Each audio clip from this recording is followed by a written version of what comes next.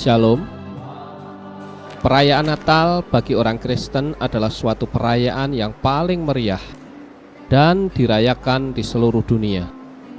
Setiap bulan Desember, nuansa Natal sudah mulai nampak, baik di mal-mal, di hotel-hotel, di kafe, di bar, dan lain-lain. Di sana-sini hiasan Natal begitu meriah. Pohon-pohon cemara dengan lampu yang berwarna-warni, dengan hiasan pernak-perniknya, dari yang ukuran kecil sampai yang terbesar ada di mana-mana. Sepertinya Natal sudah bukan lagi monopoli orang Kristen dan Katolik saja, namun juga sudah menjadi milik dunia, karena dirayakan juga oleh orang-orang yang beragama lain. Dengan pesta-pesta pora yang meriah, terlebih lagi didukung dengan nuansa tutup tahun yang akan menambah meriahnya suasana. Ucapan dan salam Merry Christmas and Happy New Year, baik dalam bentuk hiasan maupun kirim-kiriman kartu, menambah semaraknya perayaan Natal. Gereja-gereja juga yang biasanya sepi, pada perayaan Natal menjadi lebih ramai. Jemaat yang tidak biasa hadir dalam kebaktian di gereja, untuk hari Natal ini mereka rela datang untuk memenuhi bangku gereja. Cobalah saudara bertanya pada orang-orang Kristen yang datang ke gereja pada saat mereka merayakan perayaan Natal. Tanyakanlah pada mereka, hari raya apakah yang sedang saudara rayakan saat ini? Semua pasti akan menjawab bahwa mereka sedang merayakan hari kelahiran Tuhan Yeshua HaMashiach atau Yesus Kristus yang jatuh pada tanggal 25 Desember. Suatu jawaban yang dibenarkan oleh gereja di seluruh dunia.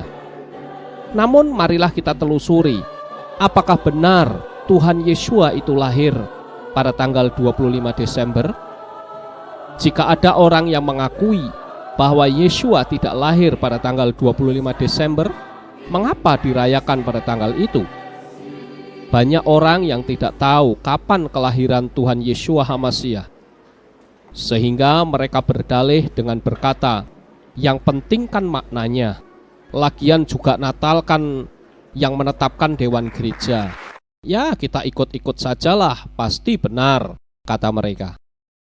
Marilah kita renungkan, bagaimana seandainya saudara yang lahir pada tanggal 1 Januari dan teman-teman saudara merayakan hari ulang tahun saudara pada tanggal 1 Maret. Apakah saudara tidak akan protes? Pasti saudara akan memberitahu kepada teman-teman saudara bahwa hari kelahiran saya adalah tanggal 1 Januari. Jadi rayakanlah pada tanggal 1 Januari. Namun, kenapa jika Tuhan Yeshua tidak lahir pada tanggal 25 Desember, kita merayakannya pada tanggal tersebut?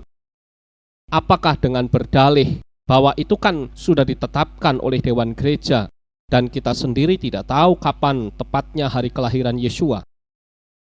Lalu apakah benar kitab suci tidak memberitahukan tentang kapan kelahiran Yeshua? Marilah kita pelajari kapan sebenarnya kelahiran Yeshua di dunia ini. Dan perayaan apakah sebenarnya tanggal 25 Desember itu? Sebelum kita memulai mempelajari tentang kapan kelahiran Yeshua HaMashiach di dunia ini, kita harus tahu bahwa hari raya dari suatu kepercayaan yang dirayakan oleh manusia itu selalu memiliki arti ritual yang mengakses ke dunia supranatural atau alam gaib. Oleh karena itulah kita perlu menyelusuri tentang asal-usul hari raya tersebut. Padahal kalau kita lihat di dalam kitab suci, sebenarnya ada 7 hari raya yang ditetapkan oleh Yahweh sang pencipta alam jagat raya ini. Dan salah satu dari 7 hari raya tersebut adalah hari raya Tabernakel atau Pondok Daun, di mana Yeshua lahir pada hari raya tersebut. Bukan tanggal 25 Desember seperti yang saudara imani selama ini. Orang-orang di luar Kristen, mereka berani intervensi untuk berbicara tentang kelahiran Yeshua. karena memang mereka mengerti bahwa Yeshua tidak pernah lahir tanggal 25 Desember. Hanya orang-orang Kristenlah yang mau dibodohi oleh Konstantin, karena orang-orang Kristen tidak mau berpegang kepada hukum firman Tuhan. Coba Anda saksikan penayangan berikut ini. Ibu dan Bapak yang dirahmati oleh Allah, sekaligus di sini saya menyatakan bahwa fatwa MUI tentang Natal, bahwa Natal itu haram untuk diikuti atau memberi ucapan selamat Natal, itu masih berlaku. Mengapa? Karena umat Islam ketika mengucapkan selamat Natal berarti dia mengucapkan selamat atas lahirnya Tuhan Yesus. Ini bertentangan dengan akidah kita. Kemudian ada dari kelompok Islam jaringan liberal yang mengatakan semua agama sama. Dia mengatakan kami tidak memperingati Yesus sebagai Tuhan, tapi memperingati lahirnya Nabi Isa alaihissalam. Nah, terhadap pendapat yang kedua ini, pendapat kedua ini juga terjerumus. Kenapa? Karena Yesus atau Nabi Isa alaihissalam bagi kita, beliau tidak dilahirkan tanggal 25 Desember. Dan yang lahir pada tanggal 25 Desember adalah justru Dewa Matahari. Jadi siapa yang memperingati Natal berarti juga memperingati lahirnya Dewa Matahari. Ini pun merupakan perbuatan syirik. Ibu dan Bapak yang dirahmati oleh Allah, itulah sebabnya saya bawakan contoh buku yang saya tulis. Buku ini judulnya adalah Perayaan Natal 25 Desember Antara Dogma dan Toleransi. Buku ini mengupas habis Natal itu apa, sejarahnya apa, kemudian kenapa pakai pohon cemara. Padahal seluruh Palestina, Bapak dan Ibu tahu nggak ada pohon cemara yang hidup di sana. Lah Yesus lahirnya di mana? Di Palestina, di Bethlehem. Bethlehem nggak ada pohon cemara sampai hari ini. Nah lalu kenapa pakai pohon cemara? Ada alasan apa? Ini adalah masalah kepentingan politik Romawi untuk menjajah Jerman saat itu. Kemudian kenapa Yesus dikatakan lahir 25 Desember? Padahal Bible tidak berbicara begitu. Baru mulai abad ke-5 mereka merayakan Natal. Mengapa? Kembali lagi alasan politik. Saat itu rakyat Romawi tidak mau masuk dalam agama Katolik, sedangkan kaisarnya sudah masuk Katolik. Maka kenapa dicari sebabnya? Orang Romawi kenapa tidak mau masuk agama Katolik? Karena mereka takut kehilangan pesta pora yang sudah menjadi pesta rakyat tiap tanggal 25 Desember dalam rangka memperingati kelahiran Dewa Matahari. Pesta itu demikian meriah. Laki, perempuan, tua, muda, besar, kecil keluar dari rumah, bawa makanan, bawa minuman, bawa alat musik. Mereka nari, nyanyi sampai mabuk, sampai teler sepanjang malam sampai pagi. Ketika kemudian mereka disuruh pindah agama, diinstruksikan oleh kaisarnya begitu, mereka nggak mau, takut kalau pesta itu hilang. Disinilah pinternya gereja dan pinternya kaisar. Kemudian diumumkan oleh Konstantin, kamu semua nggak perlu khawatir, pesta 25 Desember akan tetap berlangsung karena Yesus itu lahirnya pada tanggal 25 Desember. Orang Romawi yang menyembah Dewa Matahari diberitahu bahwa Yesus lahirnya tanggal 25 Desember, mereka menyimpulkan, oh kalau begitu Yesus adalah putra Dewa Matahari. Diiyakan oleh gereja dan oleh Konstantin. Maka sejak saat itulah semua atribut Dewa Matahari disebut sebagai atribut Yesus. Itu sebabnya maka salib itu di tengahnya orangnya selalu memakai lingkaran. Ini simbol apa? Matahari. Demikian pula kemudian orang-orang patung-patung pada bagian kepala juga pakai lingkaran. Ini simbol apa? Simbol matahari. Nah sekarang terjadi yang sebaliknya. Bagaimana menurut saudara dengan penerangan dari kepercayaan lain tadi? Mereka menyelidiki kitab sucinya orang Kristen, sementara orang Kristennya sendiri tidak berpatokan kepada kitab suci yang dipercayainya, tetapi pada aturan gereja yang dibuat oleh manusia. Ini suatu fenomena yang sungguh memprihatinkan. Dan anehnya lagi, gereja sebagai pusat pemberitaan kebenaran justru merasa tidak bersalah. Atau jika gereja mengerti tentang kebenaran bahwa kelahiran Yeshua tidak terjadi pada tanggal 25 Desember, berpura-pura tidak tahu daripada dianggap aneh dan sesat. Padahal perayaan kelahiran Yeshua yang selama ini dirayakan tanggal 25 Desember itu tidak ada dasarnya sama sekali di kitab suci. Oleh sebab itu, mari kita lihat sejarah asal mula adanya Natal yang ditetapkan tanggal 25 Desember yang sebenarnya. Sejarah gereja mencatat bahwa sejak abad kedua menunjukkan adanya gerakan antisemitik, anti-Shem atau anti-nama atau anti-Yahudi pada diri pemimpin gereja sendiri. Mereka tidak lagi memakai akar Ibrani. Mereka itu adalah Justin Martir, Ignatius, Tertullian, Clemens dari Alexandria, Origen, Eusebius, dan John Chrysostom. Namun, rata-rata jemaat pada waktu itu masih merayakan 7 hari raya seperti yang diperintahkan Yahweh. Tetapi perubahan drastis terjadi setelah Konsili Nikea tahun 325 Masehi yang berada di bawah bayang-bayang kekuasaan politik Kaisar Romawi, yaitu Konstantin Agung. Kisah ini sendiri diawali ketika Konstantin pulang dari luar negeri untuk menggantikan kedudukan ayahnya yang mati. Tetapi saat itu ia harus berhadapan dengan Jenderal Maximus. Mereka bersiap-siap untuk berperang di Sungai Tiber. Saat itu Konstantin secara tidak sengaja matanya melihat ke langit dan melihat awan berbentuk salib. Sekonyong-konyong seperti ada suara yang berkata, "With this sign conqueror." Dengan tanda ini menaklukkan. Akhirnya Konstantin mengumpulkan tentaranya dan memberi perintah agar semua perisai harus diberi tanda salib. Dan pada saat itu peperangan terjadi dan dimenangkan oleh Konstantin. Setelah dia menduduki tahta kekaisaran ayahnya, lalu ia membuat perintah bahwa mulai saat ini kekristenan saya jadikan sebagai agama negara. Maka mau tidak mau semua orang menjadi Kristen karena terpaksa daripada berurusan dengan Konstantin dan masuk penjara. Sehingga baik dukun-dukun maupun tukang-tukang klenik semuanya menjadi Kristen, termasuk patung-patungnya juga berubah wujud menjadi Kristen.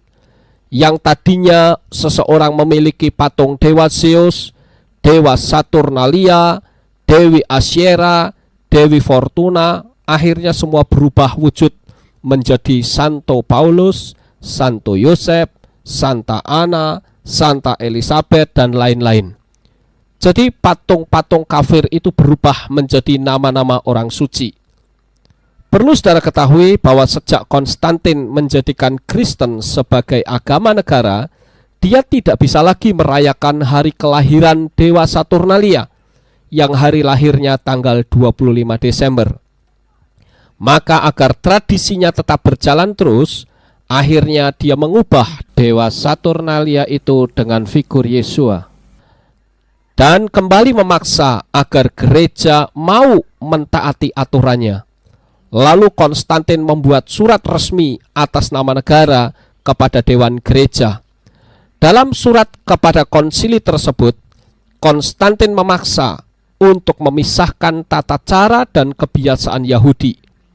Karena Dewan Gereja takut kepada kekuasaan manusia yang bernama Konstantin, akhirnya diputuskannyalah seluruh dunia bahwa hari lahirnya Tuhan Yeshua HaMashiach adalah tanggal 25 Desember. Konsili Nikea menjadi dasar bagi konsili lainnya. Sehingga dalam Sinode Laodikia pada abad keempat, orang Kristen dilarang mengikuti hari raya Yahudi. Demikian pula dengan Konsili Trullo atau Konsili Quinesex tahun 692, mengancam untuk memecat orang-orang Kristen yang merayakan hari raya orang Yahudi. Yang amat disayangkan adalah ketika Martin Luther melakukan reformasi pada tahun 1517, dia tidak berbuat apa-apa mengenai pengajaran hari raya ini. Dia hanya mereformasi tentang surat pengampunan dosa dan anugerah keselamatan. Tetapi Tuhan itu tetap Tuhan. Yahweh memiliki otoritas atas jemaatnya. Sekalipun di seluruh dunia tanpa tokoh pusat atau tokoh sentral yang menjadi patokan bagi gereja, tetapi pemulihan pengajaran itu tetap terjadi sesuai dengan firman-Nya. Ini membuktikan bahwa Tuhan yang kita sembah adalah Tuhan yang berdaulat. Nah sekarang, apakah saudara masih takut berhadapan dengan Konstantin? Atau sudah terlalu nyaman dalam perayaan yang dilandasi oleh kepercayaan kafir ini? Atau saudara akan segera menghentikannya dan mengikuti aturan yang kitab suci tuliskan? Apabila kita melihat perayaan Natal yang oleh gereja dikatakan sebagai kelahiran Yeshua HaMashiach, padahal sebenarnya adalah hari lahirnya Dewa Saturnalia, kita juga melihat hal-hal yang tidak sesuai dengan kitab suci di seputar Natal. Satu contoh misalnya, pada drama-drama Natal dikisahkan bahwa ada 3 orang Majus yang datang ke kandang di mana Yeshua lahir. Padahal menurut kitab suci, Yeshua pada saat itu sudah berumur 2 tahun dan bukan di kandang. Demikian juga dengan orang-orang Majus itu yang tentunya datang ke rumah dan bukan ke kandang. Dan pula kitab suci tidak mengatakan bahwa orang Majusnya ada 3 orang. Kalau jenis persembahannya ada 3 macam, itu benar, yaitu emas, kemenyan, dan mur. Namun tidak pernah dikatakan ada 3 orang Majusnya. Namun apabila kita melihat gereja menyelenggarakan drama Natal, selalu yang kita lihat ada 3 orang Majus. Coba kita lihat dalam kitab Matius pasal 2 ayat 11 yang berkata demikian, maka masuklah mereka ke dalam rumah itu, bukan kandang itu, dan melihat anak itu, bukan bayi itu. Dalam Dick Bible dikatakan, and when they were come into the house, they saw the young child. Perhatikan 2 kata ini, into the house dan the young child. Lebih jelas lagi, di Bible ada penerangan. Not in the stable at Bethlehem where he was born, but in the house at Nazareth where he had lived since being present to the Lord 40 days after his birth. He was about 2 years of it by now. Dalam perayaan Natal juga ada pohon Natal atau yang dikenal dengan evergreen, di mana di situ ada hiasan yang dinamakan mistletoe. Pernahkah saudara menelusuri latar belakang hiasan ini dan kisah di balik hiasan ini? Di antara para penganut agama pagan kuno, pohon itu disebut mistletoe yang dipakai pada saat perayaan musim panas. Karena mereka harus memberikan persembahan suci kepada Dewa Matahari yang telah memberikan mujizat kesembuhan. Kebiasaan berciuman di bawah pohon itu merupakan awal acara di malam hari, yang dilanjutkan dengan pesta makan dan minum sepuas-puasnya. Pernahkah saudara mendengar lagu ini?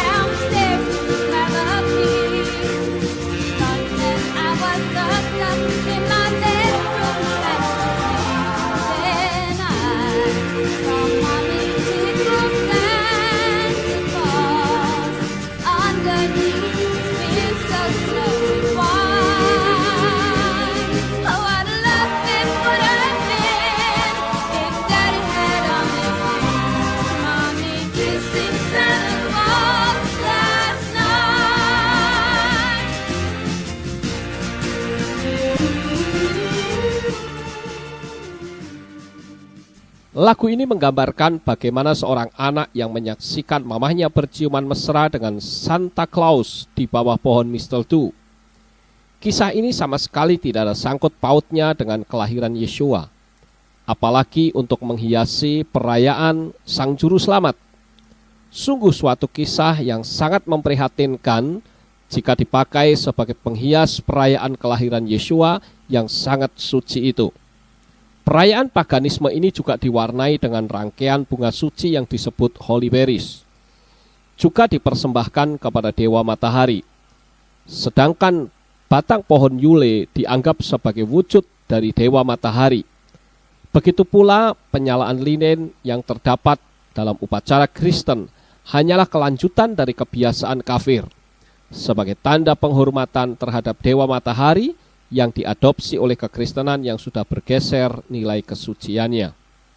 Ensiklopedia Amerika menjelaskan sebagai berikut. The holy, the mistletoe, the Yule log are relic of the pre-Christian times. Rangkaian bunga holy, pohon mistletoe, dan batang pohon Yule yang dipakai sebagai penghias malam Natal adalah warisan dari zaman sebelum Kristen. Sedangkan buku Answer to Question yang ditulis oleh Frederick J. Haskins menyebutkan bahwa hiasan yang dipakai pada upacara Natal adalah warisan dari adat agama penyembah berhala atau paganisme yang menghiasi rumah dan tempat peribadatan mereka yang waktunya bertepatan dengan malam Natal masa kini. Sedangkan pohon Natal berasal dari kebiasaan Mesir kuno yang masanya lama sekali sebelum lahirnya kekristenan. Demikian juga dengan cerita tentang Santa Claus atau Nicholas atau Sinterklas yang selalu muncul pada waktu Natal. Siapakah sebenarnya Santa Claus? Menurut tradisi, ia bernama Nicholas, dilahirkan di kota Lycia, pelabuhan kuno di Patara, yaitu di Asia Kecil. Orang tidak tahu banyak tentang dia, tapi konon ia suka menolong orang yang miskin dan yang perlu bantuan. Beberapa tahun setelah kematiannya, Nicholas diangkat menjadi orang suci sebagai pelindung anak-anak. Malam menjelang Natal, banyak anak-anak yang akan menggantung kaos kaki mereka di depan perapian maupun di depan pintu. Dan keesokan harinya, mereka berlari-lari berebut melihat kado dari Santo Nicholas. Santo Nicholas mendatangi berbagai kota dan negara dan bermain-main dengan anak-anak serta memberi berbagai kado. Dibantu oleh budaknya, yaitu Swartepit atau yang dikenal dengan pit hitam, yang selalu membawa cambuk untuk mencambui anak-anak yang nakal. Di Inggris, Santo Nicholas dikenal menjadi Santa Claus. Ia makin dikenal dengan topinya yang berkuncup tinggi. Ia kerap ditampilkan sebagai orang pendek, gemuk, dan suka menghisap pipa. Sebenarnya Santa Claus adalah tokoh rekaan Clement Moore di tahun 1822 yang menulis cerita untuk keluarganya. Cerita tentang Santa Nicholas yang berbaju merah, mengendarai kereta terbang, ditarik rusa dan turun dari cerobong asap dengan membawa hadiah-hadiah yang menarik bagi anak-anak, menjadi semakin berkembang hingga kini. Legenda Nicholas atau Sinterklas ini kemudian dibawa pada abad ke-17 ke koloni baru di New Amsterdam, sekarang dikenal dengan New York di benua Amerika, dan kemudian dikenal sebagai Santa Claus yang merupakan orang gemuk berjanggut putih, memakai mantel dan kerpus berwarna merah yang menaiki kereta ditarik 8 rusa kutub yang bisa terbang. Nicholas dijuluki Santo atau orang suci, dan gambarannya kemudian berbaur dengan gambaran Christkindl dan dijuluki Christkringle.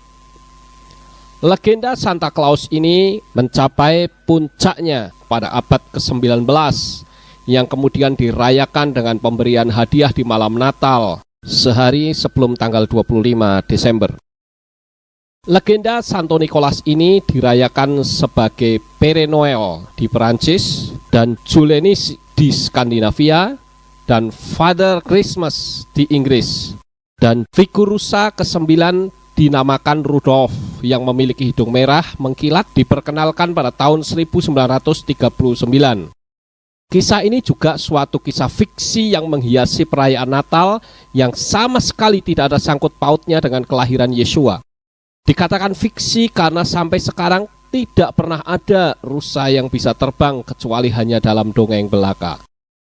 Sampai di sini sekarang kita tahu bahwa perayaan kelahiran Yeshua yang biasa dirayakan oleh orang Kristen di seluruh dunia sebenarnya adalah adopsi dan dilatar belakangi oleh perayaan pemujaan Dewa Matahari dan bersifat paganisme.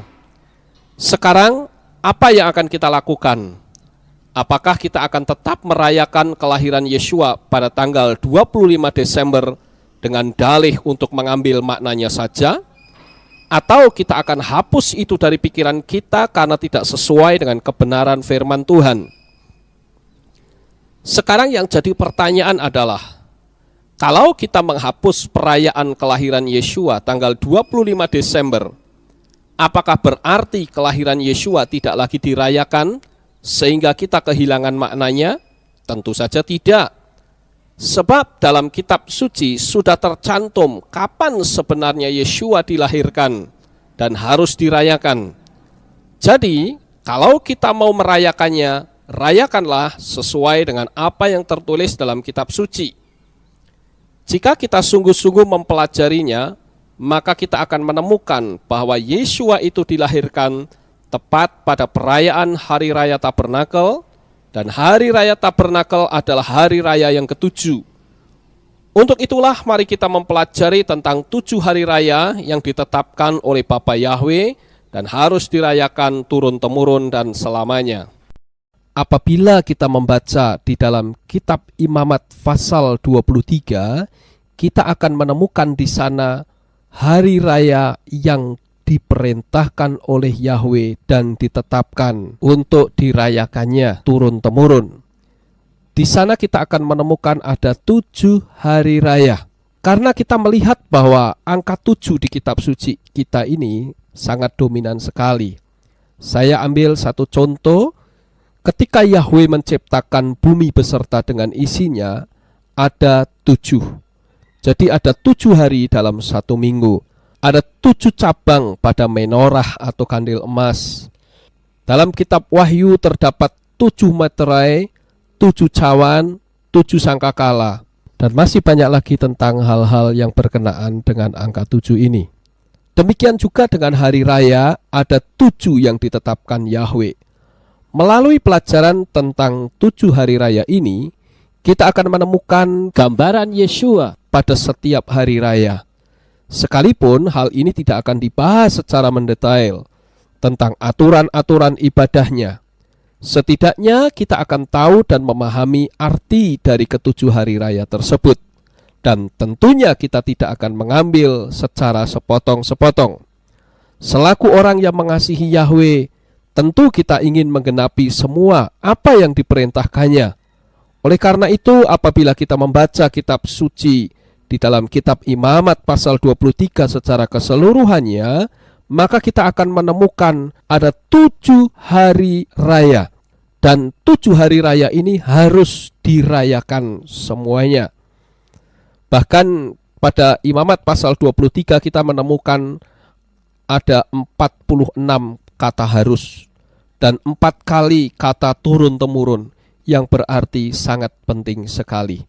Nah, ke-7 hari raya tersebut adalah Hari Raya Paskah, Hari Raya Roti Tidak Beragi, Hari Raya Buah Sulung, Hari Raya Pentakosta, Hari Raya Peniupan Nafiri, Hari Raya Pendamaian, dan yang terakhir adalah Hari Raya Tabernakel. Sementara kekristenan yang sekarang, yang saya menyebutnya dengan Kristen versi Konstantin. Kenapa saya katakan Kristen versi Konstantin? Karena sejak Konstantin mengubah hari kelahiran Tuhan Yeshua HaMashiach, maka wajah kekristenan sudah berubah, bukan lagi berwajah Yahudi, melainkan sudah berwajah Yunani. Itu hari raya cuman hanya 4. Itu pun semua tidak tepat dan simpang siur. Hari raya yang pertama yang dirayakan oleh orang Kristen adalah kematian Tuhan Yeshua HaMashiach, atau di kalender kita suka ditulis dengan kematian Isa Al-Masih. Bahkan ini pun sudah dirubah menjadi Jumat Agung. Nah, ini kata Jumat Agung ini tidak ada di dalam kitab suci. Kemudian yang kedua, kenaikan Isa Al-Masih. Nah, hari raya ini sebetulnya tidak diperintahkan. Karena ketujuh hari raya itu tidak ada yang diperintahkan untuk dirayakan tentang kenaikan Tuhan Yesus HaMasiah. Yang ketiga, hari raya Pentakosta. Ini bahkan kadangkala suka tidak ditulis di kalender. Dan yang keempat, hari raya Natal yang terkenal. Padahal ini hari raya yang salah waktunya.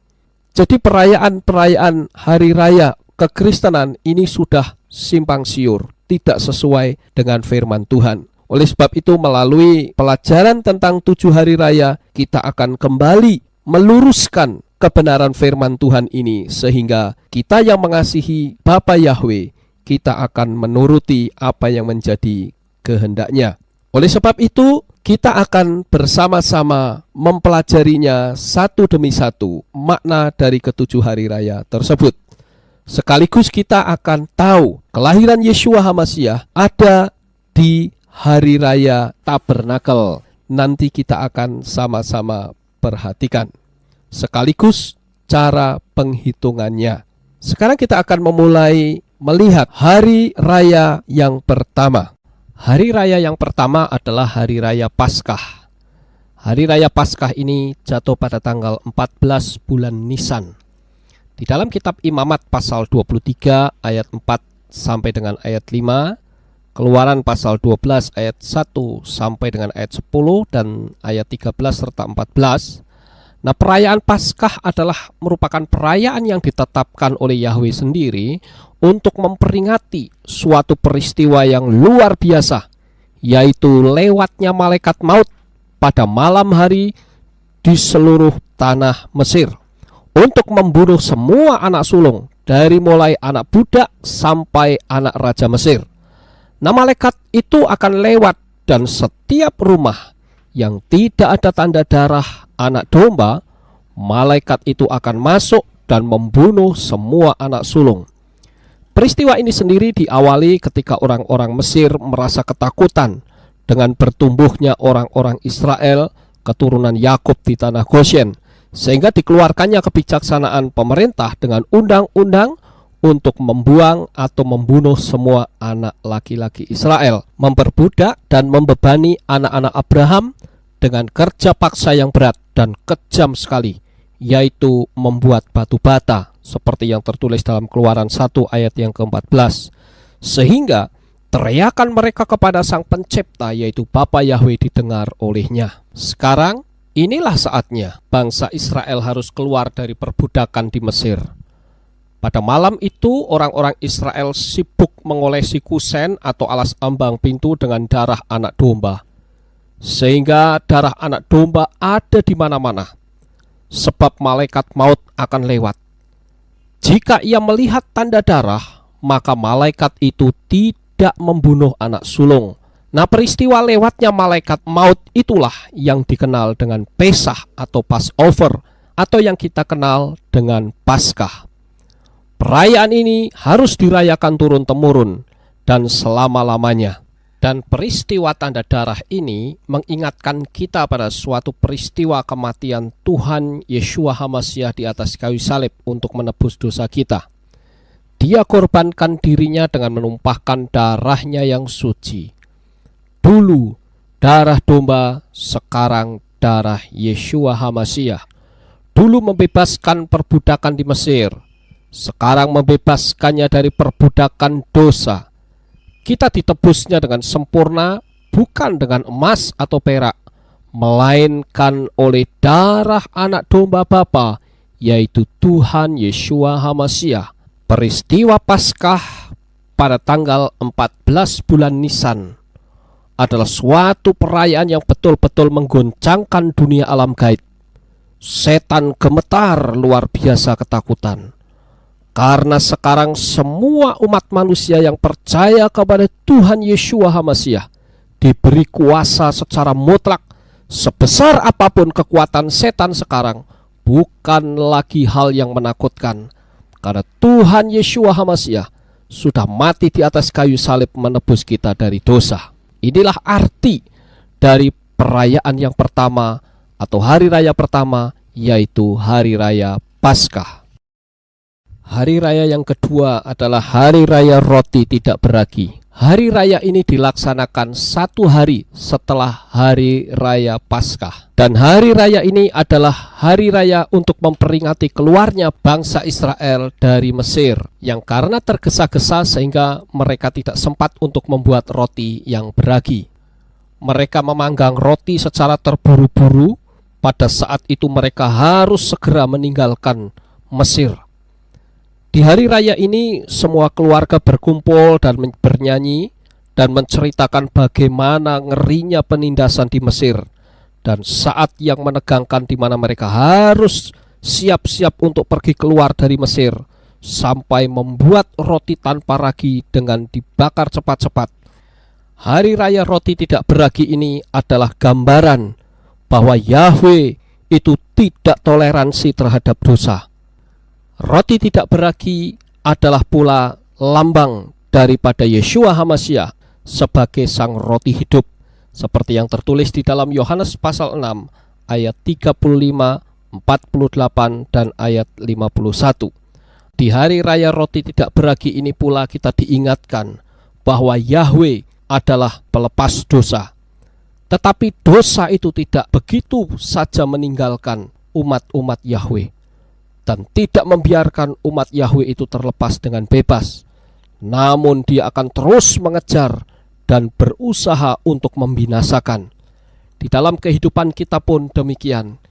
Sekalipun kita sudah menerima Tuhan Yeshua HaMasyiah sebagai sang penebus dosa, Yeshua HaMasyiah sebagai roti kehidupan, tetapi si iblis akan terus berusaha untuk mengejar dan membinasakan kita. Oleh sebab itu, melalui peringatan hari raya yang kedua ini, kita harus berpegang teguh kepada kebenaran firman Tuhan agar kita tidak kembali jatuh di dalam dosa. Hari raya yang ketiga adalah hari raya buah sulung. Hari raya buah sulung adalah hari raya untuk memperingati bahwa Yahweh berjanji untuk memberkati bangsa Israel ketika bangsa Israel masih berada di padang gurun. Yahweh memberikan janji bahwa kamu akan masuk ke suatu negeri yang berlimpah dengan susu dan madu. Ketika Yahweh memerintahkan Musa untuk memberitahu bangsa Israel mengenai hari raya buah sulung, seluruh perayaan tersebut pasti nampak seperti sebuah khayalan. Sementara mereka masih dalam pengembaraan di padang gurun, Musa memberitahukan bangsanya bahwa mereka akan memasuki suatu negeri yang berlimpah susu dan madu. Dan ia memberitahukan bahwa mereka akan bercocok tanam dan memungut hasil panen yang berlimpah-limpah, dan pergi ke sebuah tempat yang dipilih Yahweh untuk mempersembahkan hasil pertama dari panen mereka kepada Yahweh Elohim. Hari raya buah sulung adalah juga gambaran dari kebangkitan Yeshua HaMasyiah, karena Elohim telah mengangkat bangsa yang diperbudak secara rohani oleh dosa, dan berjanji untuk memberkati mereka dengan hidup baru yang berkelimpahan. Hari raya buah sulung yang berarti mengakui adanya mujizat dan pengakuan bahwa bagi Yahweh tidak ada perkara yang mustahil. Masyarakat pada zaman Yeshua terlibat pertanian, dan Yeshua sering berbicara dalam perumpamaan tentang panen, ladang, dan tuaian. Tuhan memanggil murid-muridnya mendekat dan memberitahu, seperti di dalam kitab Yohanes pasal 12 ayat 23 sampai dengan ayat 24, dengan berkata, "Tetapi Yeshua menjawab mereka," katanya, "telah tiba saatnya anak manusia dipermuliakan. Aku berkata kepadamu sesungguhnya, jikalau biji gandum tidak jatuh ke dalam tanah dan mati, ia tetap satu biji saja. Tetapi jika ia mati, ia akan menghasilkan buah banyak. Para murid bingung dan terganggu oleh perasaan Yeshua. Mereka masih belum dapat memahami kebenaran bahwa Yeshua HaMasyiah telah datang untuk mati. Mereka menginginkannya untuk menjadi Mesias, tentu saja dengan tujuan memerangi Romawi sebagai penjajah mereka. Hari Raya Buah Sulung berarti mengakui kalau Yeshua HaMasyiah adalah Tuhan yang rela mati sebagai manusia dan orang yang pertama bangkit dari kematian. Di dalam kitab 1 Korintus pasal yang ke-15 ayat 20 sampai 23 berkata demikian. Tetapi yang benar ialah bahwa HaMasyiah telah dibangkitkan dari antara orang mati sebagai yang sulung dari orang-orang yang telah meninggal. Sebab sama seperti maut telah datang karena satu orang manusia, demikian juga kebangkitan orang mati datang karena satu orang manusia. Karena sama seperti semua orang mati dalam persekutuan dengan Adam, demikianlah pula semua orang akan dihidupkan kembali dalam persekutuan dengan HaMasyiah. Yeshua mati pada hari raya Paskah dan bangkit persis pada hari raya Buah Sulung. Sejak penghancuran bait suci di tahun 70 oleh Jenderal Titus, hari raya ini tidak dirayakan di bait suci karena orang-orang Yahudi menjadi takut, sehingga berlarut-larut. Tetapi oleh orang Yahudi yang percaya kepada Yeshua HaMasyiah, hari raya ini terus dirayakan sampai sekarang ini. Hari raya yang keempat adalah hari raya Pentakosta. Hari raya Pentakosta ini jatuh pada bulan Siwan, atau tepatnya 50 hari setelah hari raya Buah Sulung. Hari raya Pentakosta ini memperingati turunnya kitab Torah. 50 hari setelah Musa keluar dari lautan Kolsom. Pada waktu itu Musa berada di atas gunung Sinai, dan di sana dia bertemu dengan Yahweh, dan Yahweh menurunkan Torahnya yang dikenal dengan 10 perintah Elohim atau the Ten Commandments. Hari raya Pentakosta ini disebut hari raya Shavuot. Hari raya Pentakosta, kitab Torah itu diturunkan menjadi gambaran bagi pencurahan Roh Kudus. Karena Shavuot yang ada di Gunung Sinai ini bertepatan pula dengan Shavuot yang terjadi di ruang atas di loteng Yerusalem, yang juga terjadi pada hari yang ke-50 setelah hari raya Buah Sulung. Ada suatu kesamaan antara Shavuot yang ada di Gunung Sinai dan di ruang atas di loteng Yerusalem. Yang pertama adalah terjadi pada hari yang ke-50 setelah lautan Kolsom, sedang di ruang atas terjadi pada hari yang ke-50 setelah hari raya Buah Sulung. Kemudian kedua adalah perintah Yahweh dituliskan pada loh batu. Sementara Shavuot di ruang atas di loteng Yerusalem, perintah Yahweh dituliskan pada hati manusia. Shavuot di Gunung Sinai, perintah Yahweh ditulis oleh jari-jarinya sendiri. Sementara Shavuot di loteng Yerusalem, perintah Yahweh ditulis oleh Roh Kudus. Shavuot di Gunung Sinai, ada 3.000 orang yang mati. Tetapi Shavuot di loteng Yerusalem, ada 3.000 orang yang dilahirkan kembali. Shavuot di Gunung Sinai, kitab Torah diberikan. Sementara Shavuot di ruang atas di loteng Yerusalem, Torah secara rohani dicurahkan. Melalui perayaan Pentakosta, kita mendapatkan pengajaran bahwa kita harus mengandalkan kuasa Roh Kudus, bahwa segala sesuatu dapat terjadi oleh pertolongan dari kuasa Roh Kudus. Kita sebagai umat manusia untuk bisa berjalan menelusuri dunia yang gelap ini harus mengandalkan kekuatan Roh Kudus. Tanpa Roh Kudus, maka kita akan tersesat. Oleh sebab itu, kita perlu meminta agar kita dipenuhi dengan Roh Kudus. Perayaan Syafuot atau Hari Raya Pentakosta ini menjadi suatu gambaran bagi kita bahwa kita tidak mungkin berjalan sendiri tanpa bimbingan dari Roh Kudus.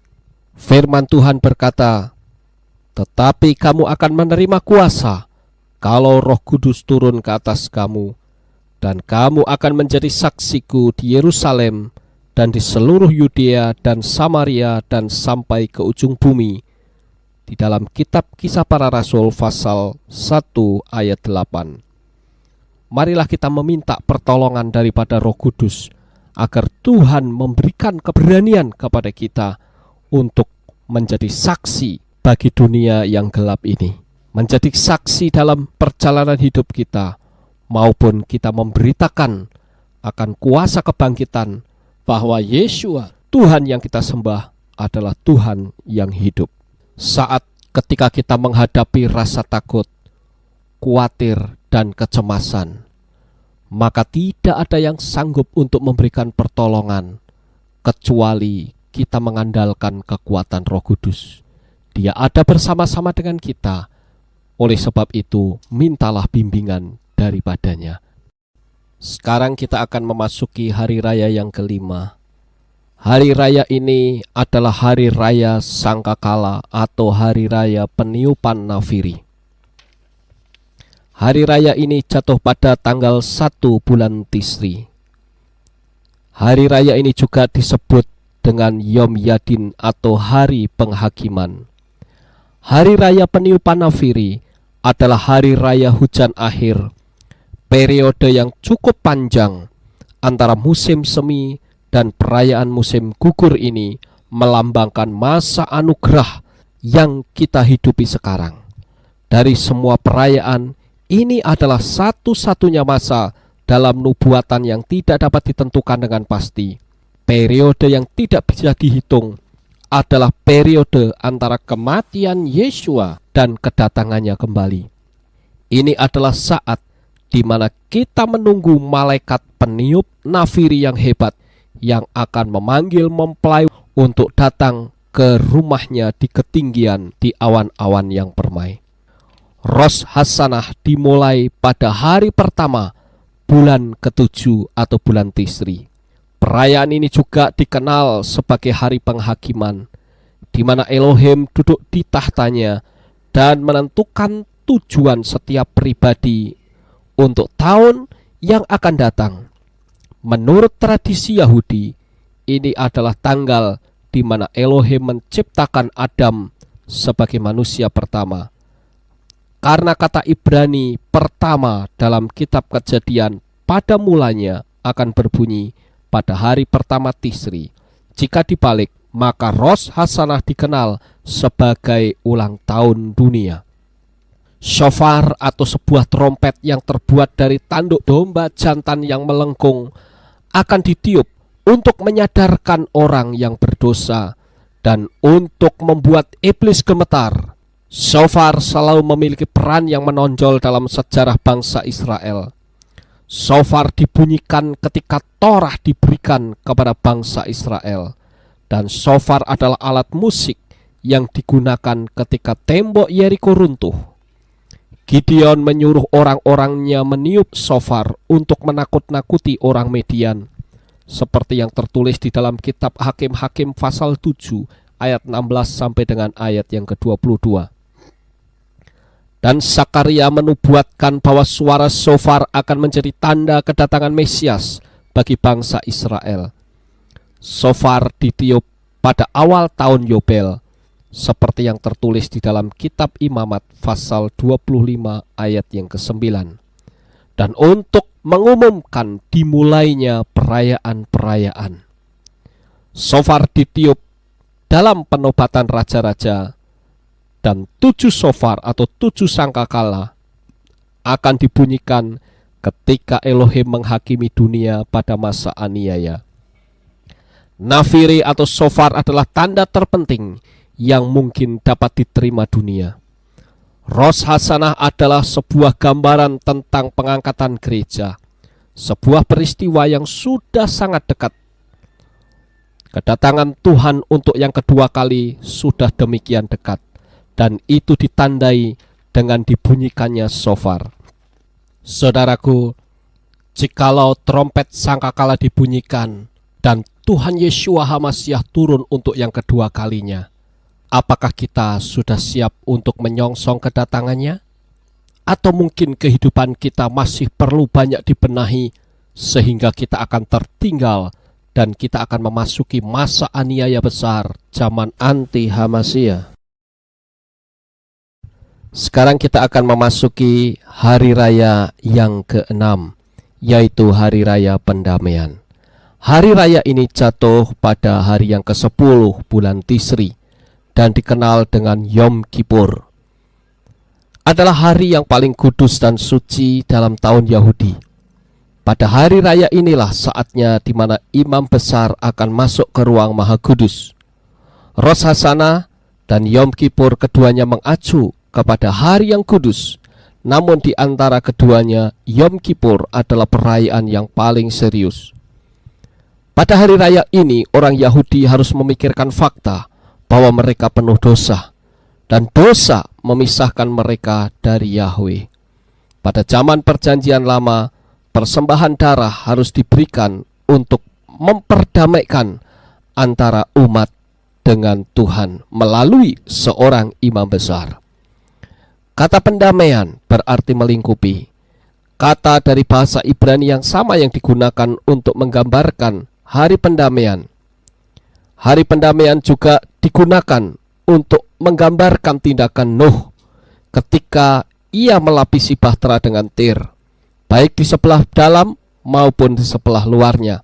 Sebagaimana Nuh melapisi bahtera dengan sebuah bahan yang akan membatasi dirinya dan air bah penghakiman, demikian juga darah pada hari pendamaian menjadi penyelamat yang membungkus dosa-dosa bangsa Israel. Imamat pasal 16 ayat 10 berkata, tetapi kambing jantan yang kena undi bagi Azazel haruslah ditempatkan hidup-hidup di hadapan Yahweh untuk mengadakan pendamaian, lalu dilepaskan bagi Azazel ke padang gurun. Ketika umat mendekat untuk melihat kambing yang mana akan dikorbankan dan yang mana yang akan dibuang, kedua loh ditempatkan dalam sebuah periuk. Kedua loh tersebut sama dalam bentuk dan ukurannya, namun di atas yang satu dipahatkan tulisan yang berbunyi untuk Tuhan dan yang lain untuk Azazel. Imam akan mengambil kedua loh tersebut, satu dengan tangan kirinya dan satu di tangan kanannya. Kemudian berbalik ke arah kambing dan meletakkan loh yang bersesuaian ke atas kepala kambing-kambing tersebut.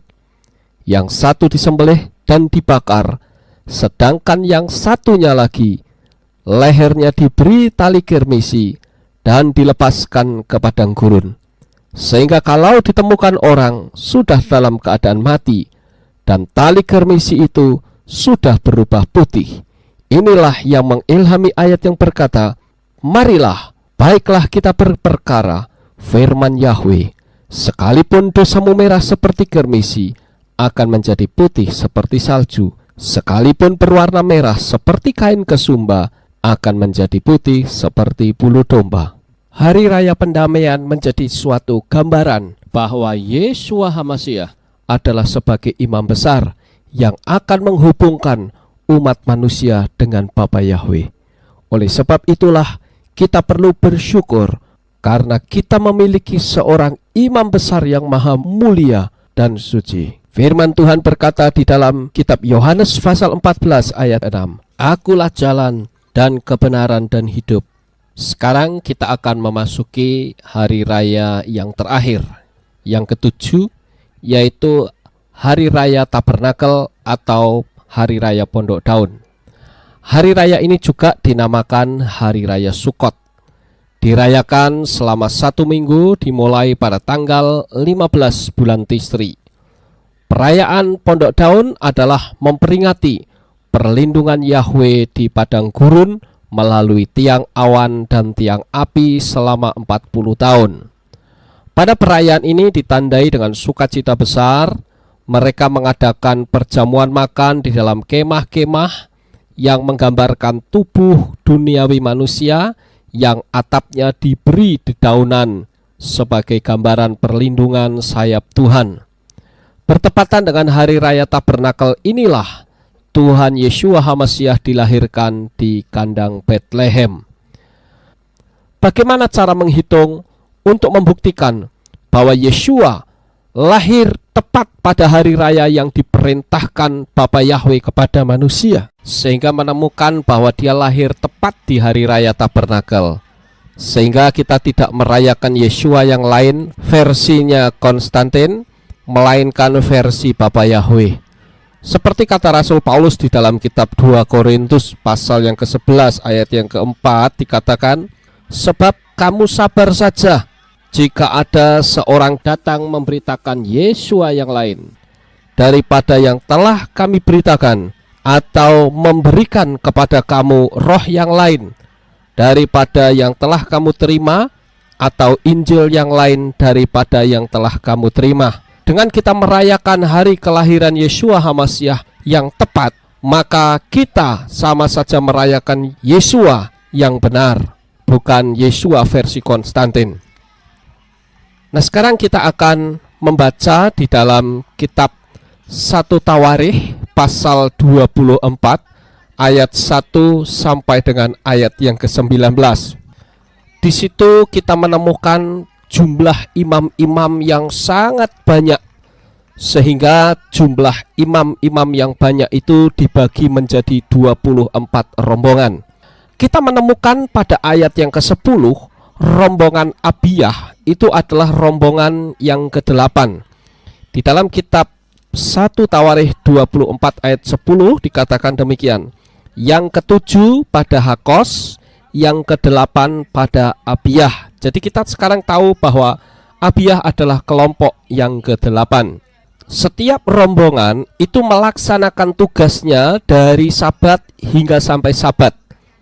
Itu ada di dalam kitab 1 Tawarikh pasal 9 ayat 1 sampai 26 dan 1 Tawarikh 23 ayat 1 sampai 8. Dan tiap-tiap rombongan itu tugas bersama-sama pada 3 perayaan besar, yaitu roti tidak beragi, Pentakosta, dan pondok daun. Aturan ini terdapat di dalam kitab Ulangan 16 ayat yang ke-16. Penanggalan Yahudi ada 12 bulan, masing-masing terdiri dari 4 minggu.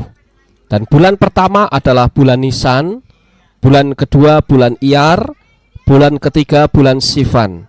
Nah, saudara perhatikan bahwa minggu pertama pada bulan Nisan itu rombongan yang memimpin adalah Yoyarib. Kemudian minggu kedua rombongan Yedayah. Sementara minggu ketiga itu seharusnya rombongan Harim, rombongan ketiga. Tetapi karena di situ ada hari raya roti tidak beragi, maka semua imam bersama-sama bertugas. Baru pada minggu keempat rombongan Harim melaksanakan tugasnya. Sementara rombongan keempat, yaitu rombongan Seorim, itu ada pada minggu pertama di bulan Iyar atau bulan kedua.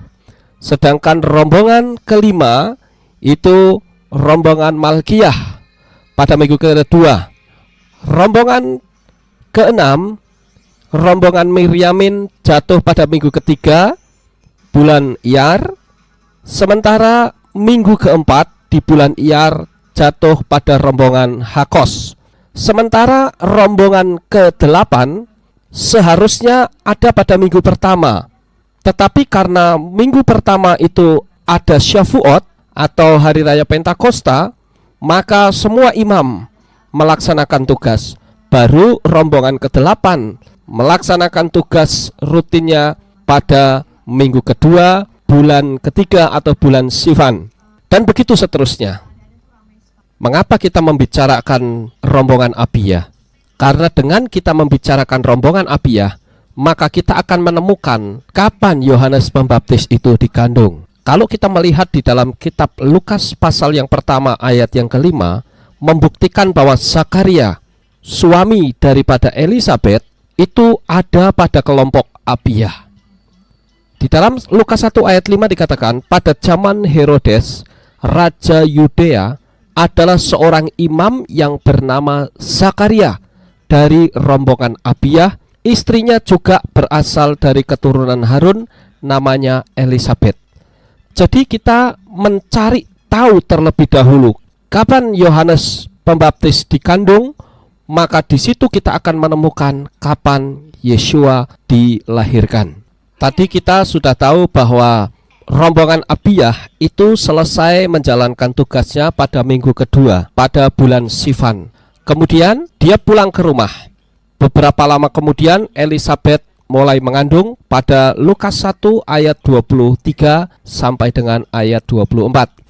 Dalam teks bahasa Inggris dikatakan, "And it come to be, as soon as the days of his service were completed, he went away to his house. And after those days, his wife Elisheba conceived, and she hid herself 5 months." Jadi kita tahu bahwa Yohanes dikandung pada minggu ketiga bulan Sivan. Jika masa kandungan normal adalah 40 minggu, maka Yohanes lahir di tahun berikutnya tepat pada masa Paskah, yaitu tanggal 15 bulan Nisan. Kemudian kita melihat kapan Maria mengandung. Kita semua sudah tahu sekarang bahwa Yohanes dikandung pada minggu ketiga. Ketika kandungan Elisabet berumur 6 bulan, di dalam kitab Lukas pasal 1 ayat yang ke-36 dikatakan demikian. Dan sesungguhnya Elisabet sanakmu itu, ia pun sedang mengandung seorang anak laki-laki pada hari tuanya, dan inilah bulan yang ke-6 bagi dia yang disebut mandul itu. Perhatikan kata bulan ke-6 bagi dia. Jadi pada bulan ke-6 waktu Elisabet mengandung, disitulah Maria mulai mengandung. Jadi kalau begitu berarti Maria mengandung Yeshua HaMasyiah itu pada pertengahan bulan Kislu atau bulan 9. Nah, maka jika kandungan normal itu adalah 40 minggu, maka Yeshua lahir tepat di hari raya Tabernakel. Beberapa hal penting yang dapat mendukung bahwa Yeshua HaMasyiah lahir bertepatan dengan hari raya Tabernakel, yaitu ketika Maria tidak mendapatkan tempat karena sedang ramainya perayaan-perayaan besar. Nah, perayaan ini adalah perayaan Tabernakel. Belum lagi adanya pendaftaran di seluruh negeri oleh pemerintah. Di dalam kitab Injil Lukas pasal yang kedua ayat yang pertama, di sini kita tahu betul bahwa pemerintah mempergunakan momen ini untuk mengadakan pendaftaran. Karena seperti tadi yang saya katakan, bahwa ada 3 perayaan besar di mana orang-orang di seluruh penjuru dunia itu akan datang ke Yerusalem sebagai pusat perayaan tersebut. Bukti lain bahwa 3 perayaan besar itu selalu berpusat di kota Yerusalem. Apabila kita melihat di dalam kitab Kisah Para Rasul pasal yang kedua ayat yang ke-5 dan seterusnya dikatakan, waktu itu di Yerusalem diam orang-orang Yahudi yang saleh dari segala bangsa di bawah kolong langit. Ketika turun bunyi itu, berkerumunlah orang banyak. Mereka bingung karena mereka masing-masing mendengar rasul-rasul itu berkata-kata dalam bahasa mereka sendiri. Nah, di sini kita melihat bukan saja pada hari perayaan Tabernakel, tetapi juga hari Pentakosta mereka memusatkan Yerusalem sebagai pusat perayaan besar itu. Di dalam kitab Lukas pasal 2 ayat yang 1 dikatakan, pada waktu itu Kaisar Agustus mengeluarkan suatu perintah menyuruh mendaftarkan semua orang di seluruh dunia. Waktu itu adalah waktu apa? Kenapa Kaisar Agustus mengadakan pendaftaran semua orang di seluruh dunia? Karena disitulah ada keramaian Tabernakel. Hal yang selanjutnya yang kita bisa jadikan bukti bahwa Yeshua HaMasyiah itu lahir bertepatan pada hari raya Tabernakel adalah jika kita menerima Yeshua wafat pada usia 33,5 tahun, maka cara termudah untuk mempertegas waktu kelahirannya adalah dengan mengurangi 6 bulan dari hari kematiannya, yaitu pada saat hari raya Paskah atau bulan Nisan, di mana membawa kita kepada hari ulang tahunnya yang terakhir, yaitu di bulan Tisri atau bertepatan dengan hari raya Pondok Daun. Jadi tepat sekali. Catatan yang selanjutnya yaitu selama bulan Tevet atau bulan Desember dan Januari, pada bagian dunia ini sedang berlangsung musim dingin. Salju turun di banyak tempat dalam kerajaan Romawi dan cuacanya sama sekali tidak mendukung untuk bepergian.